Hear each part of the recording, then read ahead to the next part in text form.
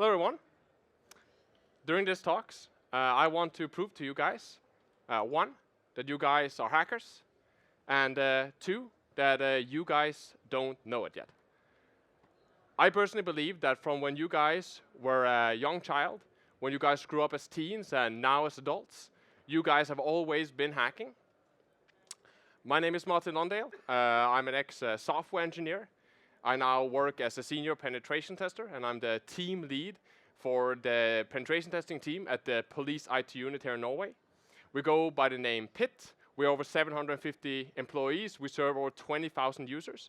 And we are responsible for technical solution and capability that Norway law enforcement has today, and it's going to need tomorrow. Now, we first need to all agree on what hacking is. And if you look at pictures, it really seems like hackers are just wearing hoodies and looking really serious in pictures.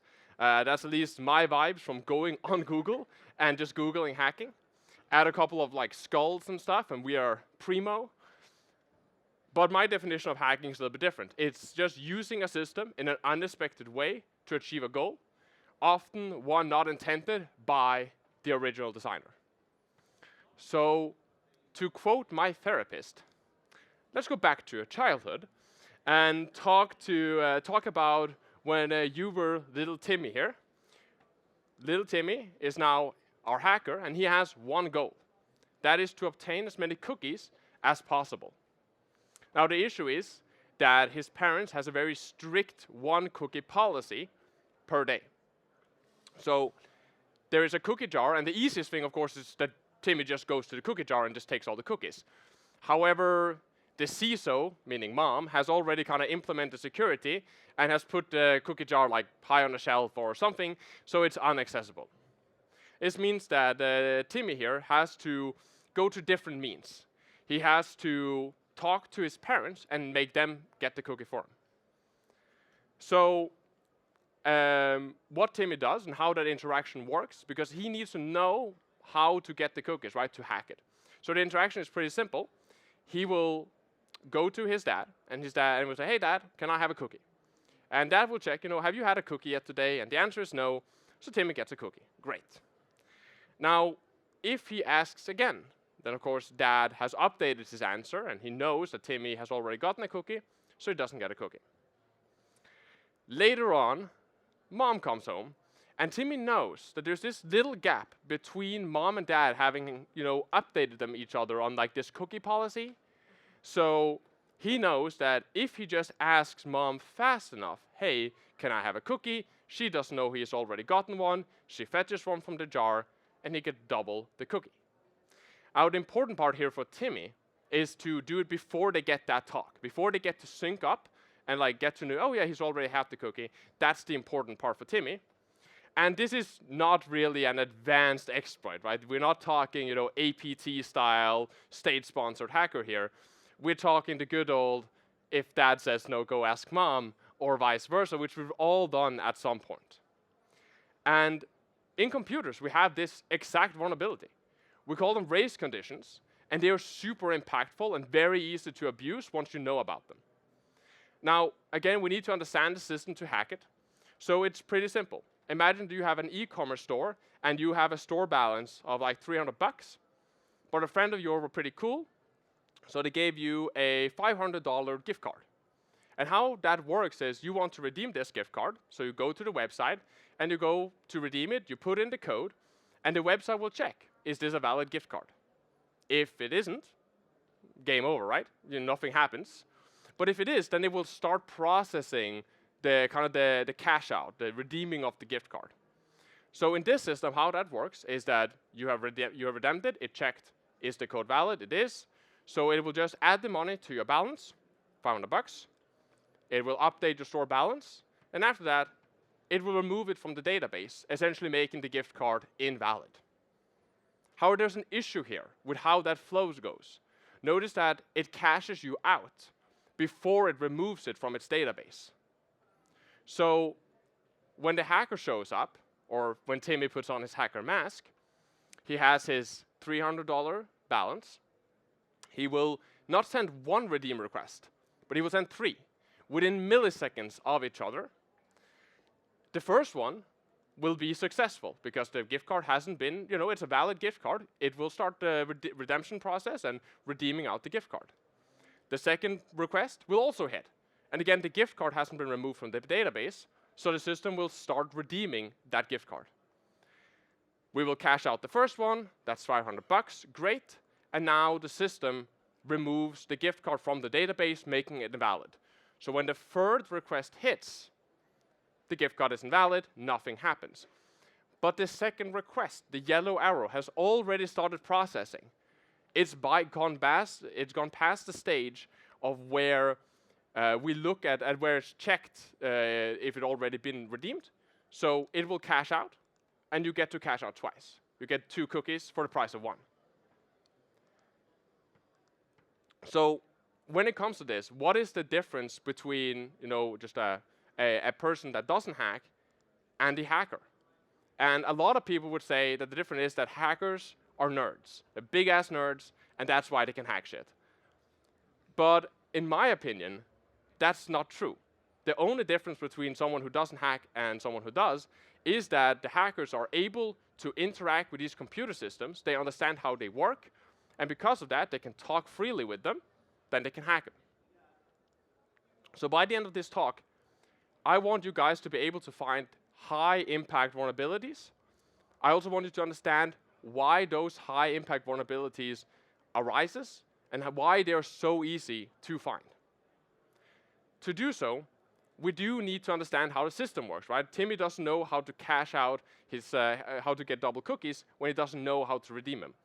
So we need to understand how to talk to computers. If there's someone here who is not technical, don't worry. We'll be going through this at a nice pace on how to talk to computers. I promise you, they don't bite. And we'll be kind of going deeper and deeper into understanding computer communication and then seeing how we can exploit those systems. So, the basics. There's a computer here and there's a server over here. A server is just not a computer. It just normally runs some sort of application on it, like a website, or maybe it's a part of a mobile app or something like that. And what we can do is that we can take our computer and we can send a request to that server, and the server can send a response. Pretty great. So if you want to go to politiet.no, which is Norway law enforcement's main website, you just type it into any browser of your choice.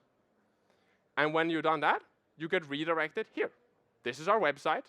It's all in Norwegian right now because I forgot to toggle English when I took the screenshot.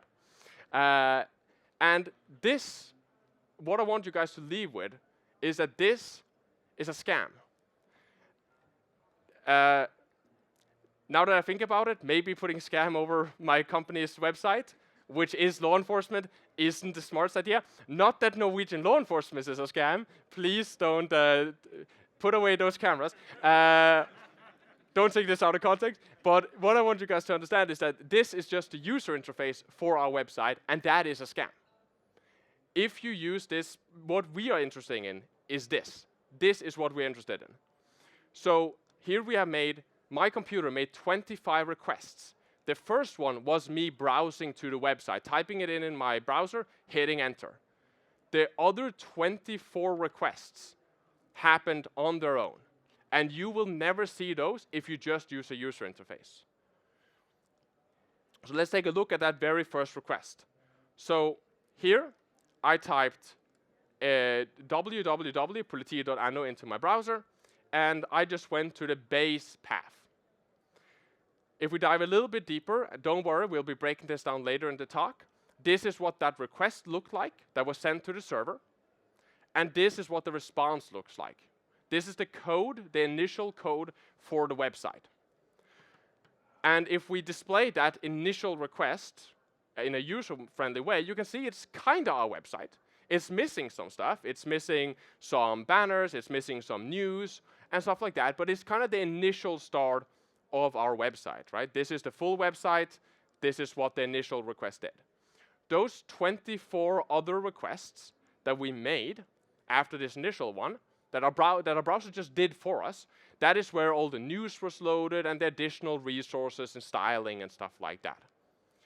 for example, one of the requests that was made later on, number 22 here, is a check for user info. If we dive into that request, we can see how it's built up. It's login.politi.no, which is this part, and then it is /userinfo. We dive deeper into that request.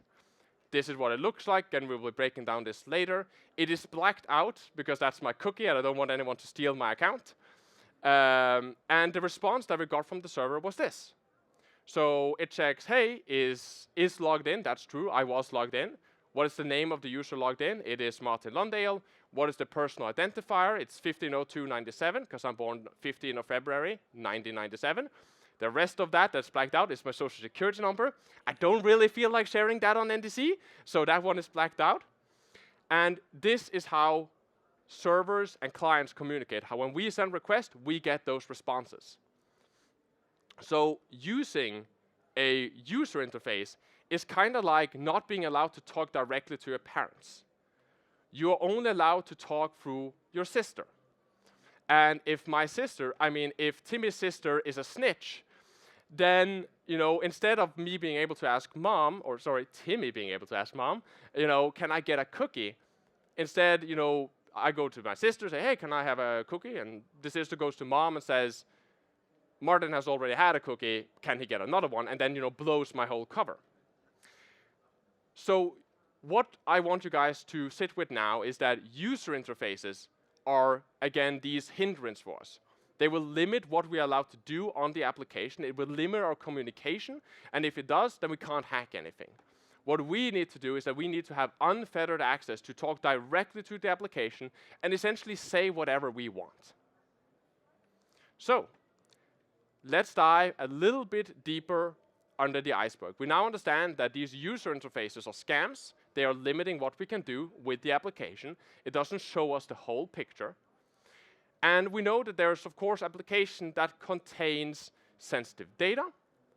So we know now we can just send requests to the data, to the servers, and request a bunch of data. Can I just request that sensitive data from the server if I don't use the user interface, which limits what I can do? Well, let's try it. So imagine that I have a startup. We call it TMI Health. And TMI Health is like an AI-powered health platform, right? It's a one-on-one thing. You can share a bunch of data. Then there's an AI model, and it will give you, essentially be your personal doctor. Some people might say that's medically questionable. Some might say it's ethically problematic. But I think, if I can get this launched, right, I can cut out all the doctors, I can make all the money. It sounds pretty great to me. So that is my platform. How that works is that you will go to tmi.health.no. I don't own that domain, so don't go to it. /login. You will provide your username and password. And then you get access to something like this. In my case, that is tmihealth.no /user with the ID 56152. Now, 56152 seems to be my individual user ID. And again, I had some pretty sensitive stuff in my chat. Again, this is essentially like a doctor's visit, so you're sharing stuff, right? What if we just change that from 56152 to 56151? Do I get another user's data? And as always, well, let's try it. So we have my chat loaded. We have my chat loaded here. We change it to a 1, and we load someone else's chat. Now this is called an insecure direct object reference, or an IDOR in the information security world. And it seems too stupid to be real, right? However, the big issue here is that it is real. IDORs are incredibly common, together with other authorization vulnerabilities. And I can promise you right now that your company has some sort of IDOR or some sort of authorization vulnerability similar to an IDOR in your code in production today, because they are everywhere. Big companies like Red Bull and Google and Shopify and Meta all have IDOR vulnerabilities in their code and have had it in the past. It's not because these are bad at security or they don't have awesome security staff. They do. They have some of the most talented engineers, crazy good security budget. It is, so why, right? Why? How is that possible? And it's quite simple. If we look at the physical world, we have millions of years of evolution where we can understand physical things. We can understand a physical lock, and we can check if that lock has locked the door correctly.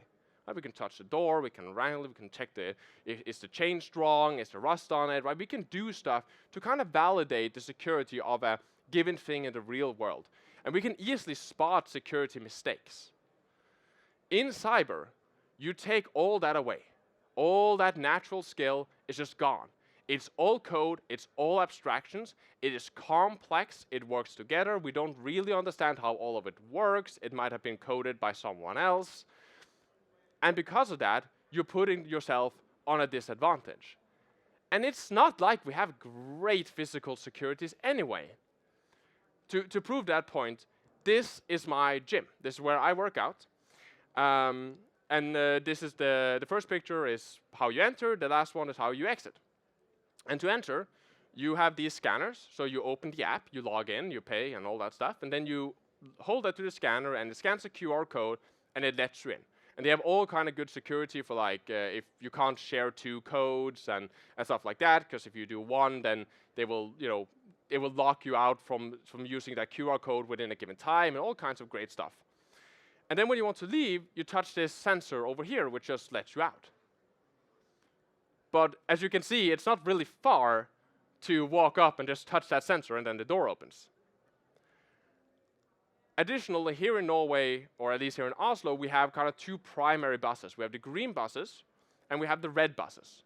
Red buses are just kind of normal city buses. They drive up, they stop, they open all the doors, anyone can go in, and they won't validate your tickets. The reason they don't validate is because they will have ticket inspectors. And they will, by time to time, you will get a fine if you don't pay for your tickets. And you should pay for a ticket because you should support public transport. Then we have the green buses, which I primarily take because I live a little bit outside of the centrum area in Oslo. And the green buses, you have to prove that you have a ticket. So you have to kind of walk up to the bus driver and show your ticket. Either paying cash, you can like scan a card, or you can just show them that you have like a valid ticket. It looks something like this. It says, it's zone 1, it's an adult ticket, there's a QR code here which constantly changes.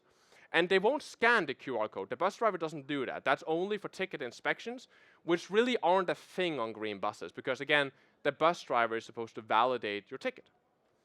Now, what stops you from just taking a screenshot of this, right? And they thought about that. That's why they have this animation. There's a daily image that swaps, and it goes to a different gradient every time. So the chance of you knowing the daily image and the daily color is really, really, really it's not going to happen, right?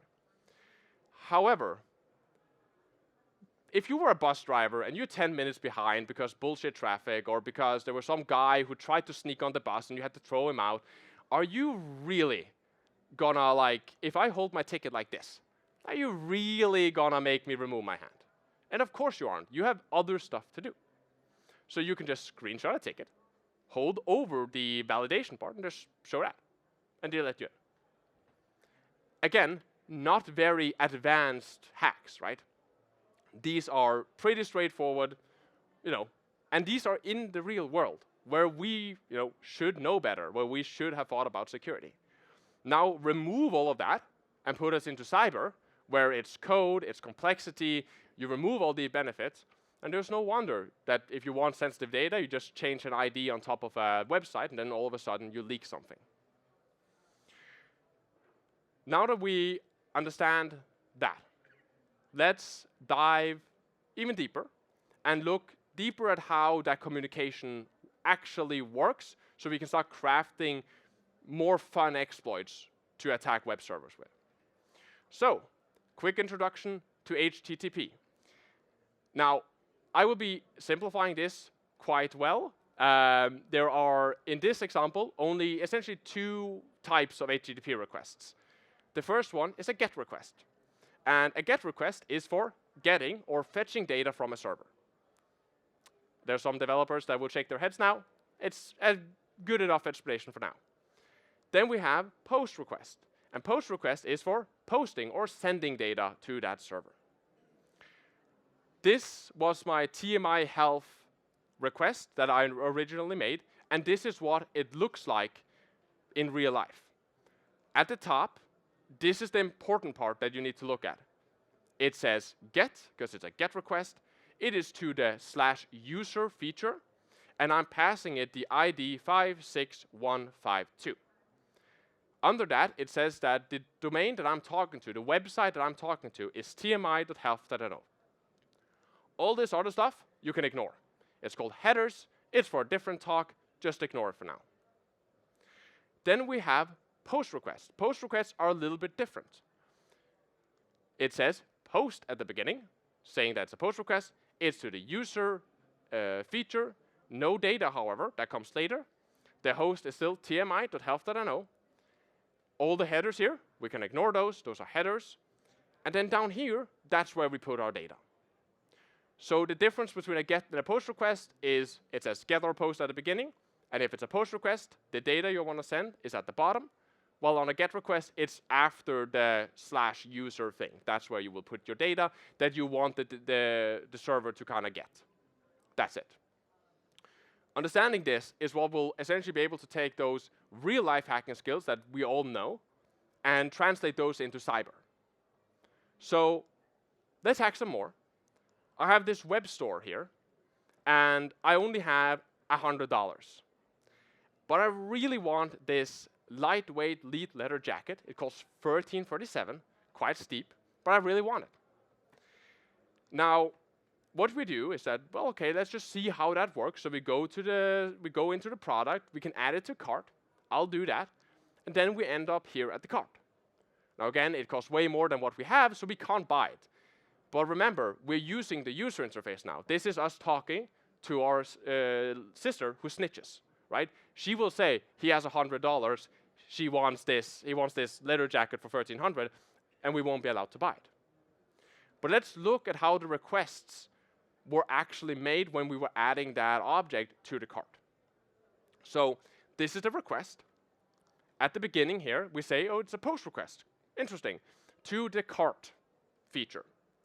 The domain that I'm talking to, or the target I'm talking to, is all these numbers and letters, .web-security-academy.net. So that's my target.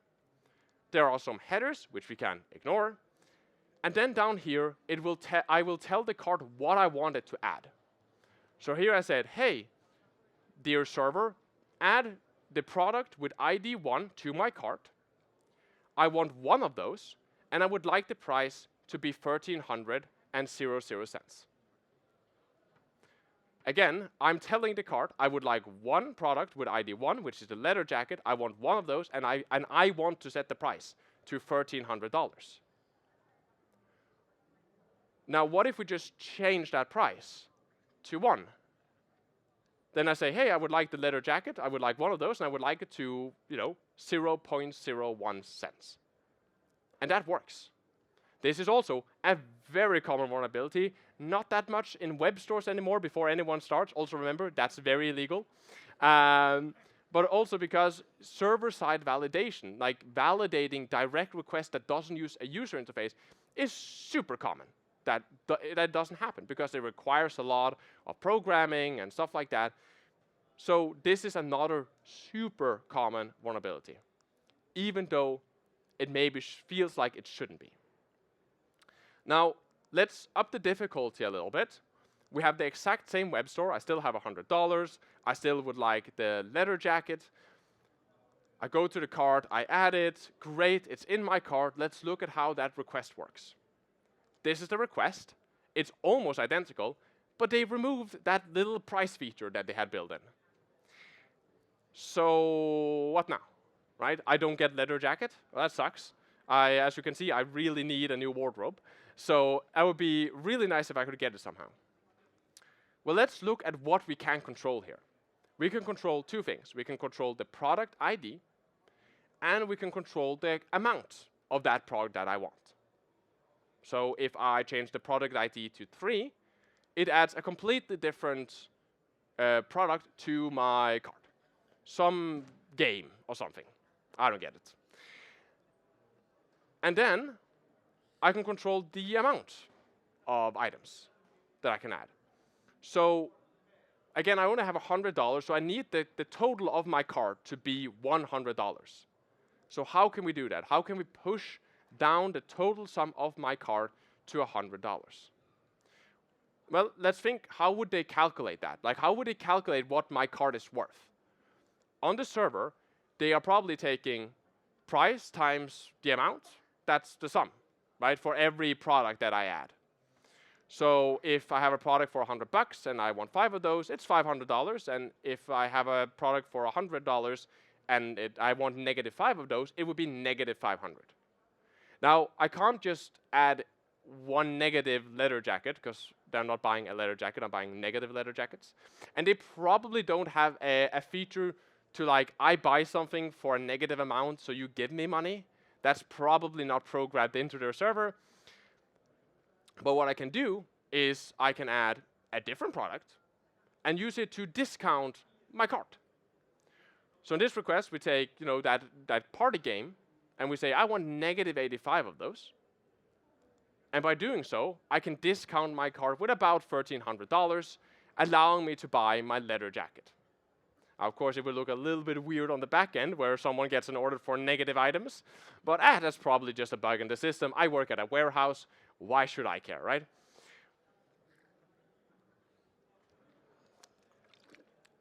Now, TMI Health, and I know this is going to come as a shock, went bankrupt. We got sued out to oblivion.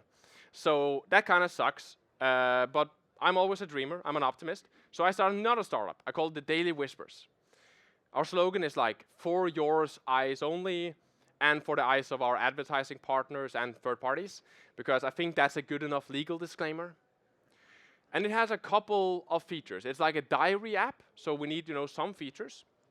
I can write a diary page, right? And I can write an entry into my diary. I can, of course, read my entries. I can also make these diary pages public if I want, because let's say you have a birthday party and it was a great party, you have some pictures, you're writing stuff, you might want to post that to your page and show it off to your friends. That was a great party. Cool, right? Now, how this works when it comes to like interactions is you have this one request here. So it's /Martin, which is my username, and then it just says page with ID 5, and that would retrieve page number 5 from my diary. And if I do this request, right, to my user page, make public with ID 5, that would make page number 5 public, so anybody could see it. Now that's pretty cool because I'm logged into my account, but I want to hack another user. I would really like to hack Bob. Now we all know what this is. This is IDOR, right? I say, hey, give me page number 5 from Bob. But I learned from my previous startup that doesn't work. I have secured it, so you need to be, only Bob can read Bob's private pages. So what now? Again, I need to read Bob's pages. Now, I secured one feature, but did I secure the make public feature? So if I can say, hey, go to Bob's account, make page number 5 public, then I can, of course, just browse to his page, because it's public. That's how the system is supposed to work. And that might work. Again, we're talking cyber. There is a billion endpoints, features that interact with each other. Have you covered all of those? The chance is probably not. Now that you guys are becoming hackers, there will be kind of 3 certain things in your life. There's, of course, death, there's taxes, and then there's a bunch of people that want you to hack a social media account. It's something about, like, my girlfriend, I think she's cheating on me, and like I need her Instagram, because that's not a bad relationship at all. And you're gonna get these requests as a hacker. And I thought I could kind of save you the time and just show you how to hack most accounts that has these poor kind of login pages. So we're still over at my awesome diary app, hasn't gone bankrupt yet. And you have this login page here. So again, we have the email of our target. Their boyfriend who stalks their girlfriend has that. But we don't know the password. And it's a strong account password. It's like 16, 20 characters, right? I'm not going to be able to guess that. It's going to take a long, long time. But luckily, they have additional features, like what if the user locks themselves out of their account? They have this great forgot password feature. And come and think about it, I forgot the password to my account. So I'll hit that, and I'll provide the email of my target, and they will send some code to their email address. I don't have access to their email, so tough luck, but I get redirected to this page here, which you've probably seen something similar before. It's like a 4-digit code. Type in the 4-digit code, then you get pulled right over to like a password, like reset page where you can type in a new password. So I would type in my code, and I would get access to the reset, and I can reset my account. Now, again, how can we exploit that? It's a 4-digit PIN, so it's 10,000 in combination. Doing that by hand is going to suck. But making the computer type them for me, pretty easy, right? Additionally, we should ask, well, how long does that code last? Does it last forever? Because then I can just keep on guessing and guessing and guessing. Usually it's like 15 minutes. And you might wonder, why 15 minutes? Is there like some security, scientific reason for that? And usually it's that one of the developers asked the other developer, hey, for how long should this code last? He was like, I don't fucking know, like 15 minutes? I said, yeah, 15 minutes, that sounds good. The issue is, of course, if you just do 20 guesses a second, you can guess all 10,000 combinations is like 8 to 9 minutes. If you do 100 guesses a second, which isn't that, it's kind of expected our server can take that amount of requests, it's like 2 minutes. And let's say it was a longer code. Let's say it was like a 6 or an 8-digit code, right? I can't guess that in 15 minutes, that sucks. But I can probably just request another code and then start over again. And then you do that. You have a script, you make a little program, or more realistically today, you ask ChatGPT to write your script to do it for you. You send one request to like, can I have a code for my target's email? They will send a code to the target email. You start the script, it will guess, it times out because you didn't guess it in time. It will send another reset code, and it will start again. And you will just keep on doing that. You go, you make dinner, you watch, turn on some Netflix, and all of a sudden you're into the account. Pretty simple. So we now know kind of basics, right? Your computer talks with a server, the server will send a response back, and when that happens, some code runs on your computer inside your browser.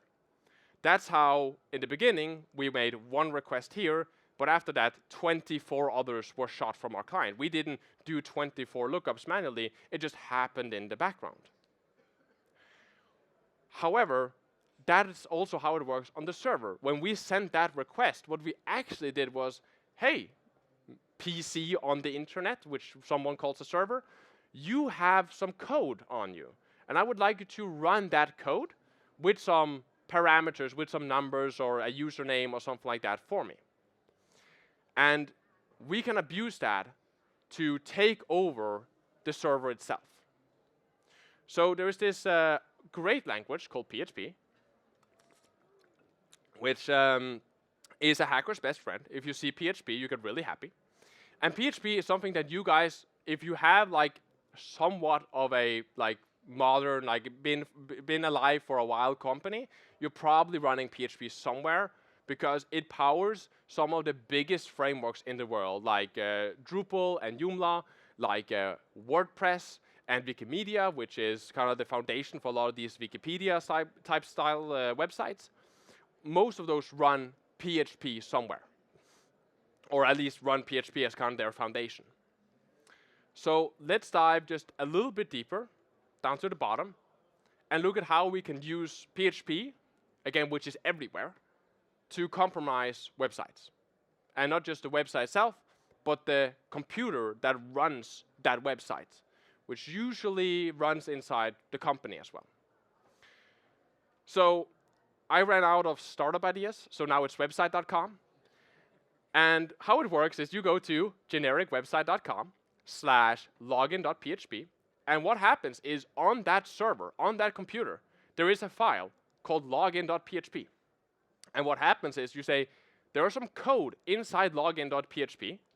I want you to run that code. And it does. If you send a GET request, it will provide you with a login screen. And if you send a POST request and a username and a password, it will try to log you in. It's that simple. Similarly, if you went to /pictures, it would go into the picture folder. And if there was a picture there called cutecat.png, it would display a picture of a cute cat. It's pretty simple. That's how these old-style PHP web servers work. So we know a couple of things. Let's say that there's a file upload on that server. Most application has a file upload, a user profile picture, an invoice, whatever. There's almost always a way to upload files to the server. And we know if we go to a PHP file, it will run whatever code is inside that PHP file. That's how PHP websites work. So if we can upload a malicious PHP file, we can make the server do whatever we want. So I create malware.php, very stealthy. And inside malware.php, this is the code. It's just one line. And you don't really need to know what it does, but essentially what I say is, I will send you a GET request. And in that GET request, there will be a parameter called CMD. And whatever is behind that, I want you to take that command and run it on the server. Run it as a command on the computer itself. So I go to the file upload, very nice and generic. I upload my malware and it's successful. Usually there is some form of like attempt to validate the file, but most people don't really know how to validate file types, so it's pretty easy to bypass a lot of the time, and you can normally get a PHP file on that server somehow. Now then, I will browse to that malware, so it's in the image folder, it's malware.php, and the command I tell it to run is who am I? For those who don't know how computers work and like doesn't know computer commands, who am I is just who am I? In this case, the application runs as George. Now, what we can then do is we can start like exploring the system. So for example, here I tell it the command I want you to do is cat space etc shadow. Now cat just means go to the file and give me whatever is inside that file. And the etc shadow file on a Linux system contains all the passwords for all the users on that system. So when I do that, I get this, very readable. What we are interested in is only a small part of it, which is this. Now that's not the password of the user. That is a encrypted version. We call it a hash passwords because people learned a long time ago not to store passwords in clear text. This is essentially what the shadow file would look like in a more readable format. Here I have the encrypted password of the user Callie, and here I have the encrypted password of the user George. We can grab that encrypted password, and we can try to guess it. So I will go onto my machine, and on my machine, I have a tool here called John. The command is super simple. You can Google it, and you'll figure it out. But it's pretty simple. You just say, I want to use something called John the Ripper. The command is just John. The format of the encrypted password, it's encrypted with a hashing algorithm called crypt. So I want to use that to guess. I have a word list of passwords on my computer called passwordlist.txt. This is the file. I just built this in like a couple of seconds. It's just a bunch of old passwords that had leaked from sites like MySpace and Hotmail and I think like NordVPN or something. It's just a bunch of user passwords from a bunch of websites that had been hacked earlier. They're just on the internet for anyone to see. So I grabbed a list of that and I made like a small word list. I think it's like 1 million passwords or something. No duplicates, of course. And inside there, you'll see this.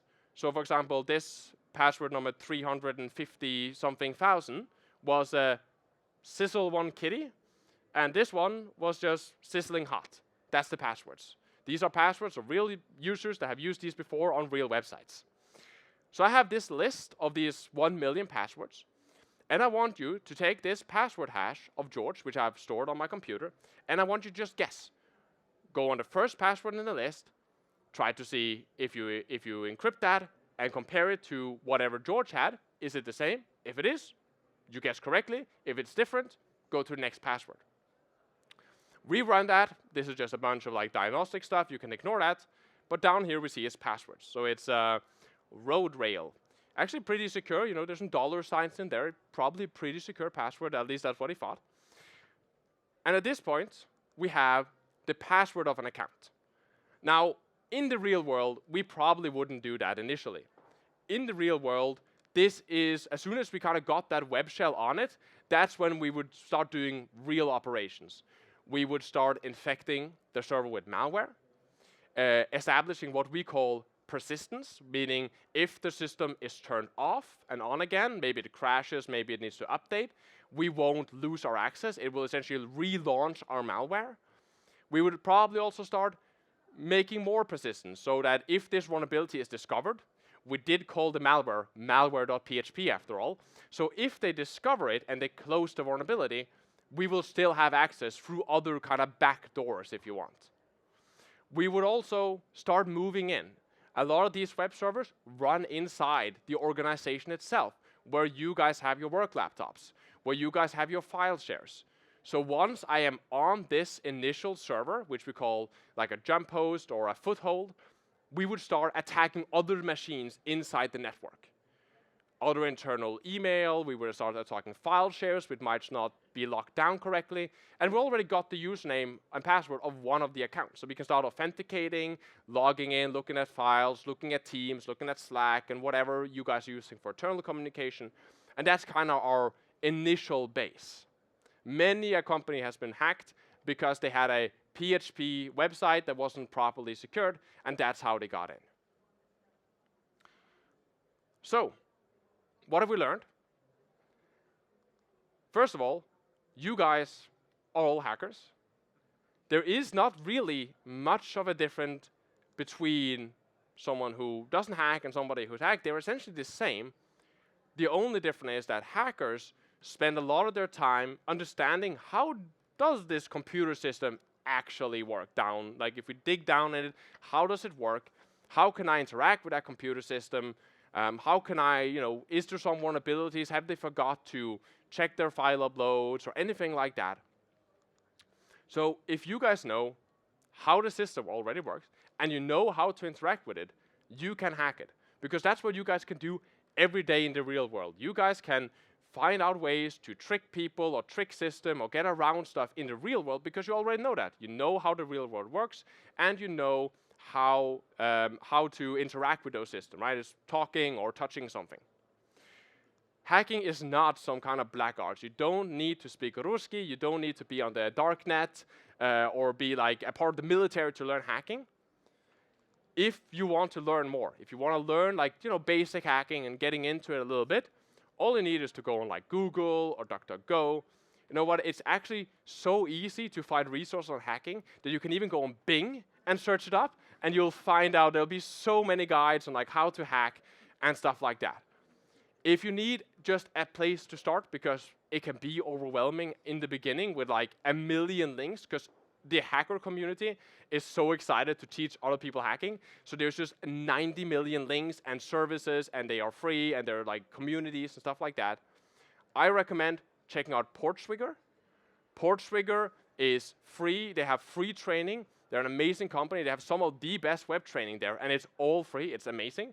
I don't know how they make money. They sell a product, and that's it. But all their training and stuff like that is free. You can go on there and search it up.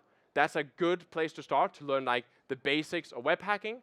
Those leather jacket hacking examples that I pulled up, those were Portswigger labs. Those were training that is free from Portswigger, where you were hacking like a business. Now, if you're wondering, if you're questioning how to get started with hacking or anything like that, I have a LinkedIn here. I'll also be down at the party down below, and I'll also be here tomorrow. So I hope I see you there. Come up to me, and thank you for listening.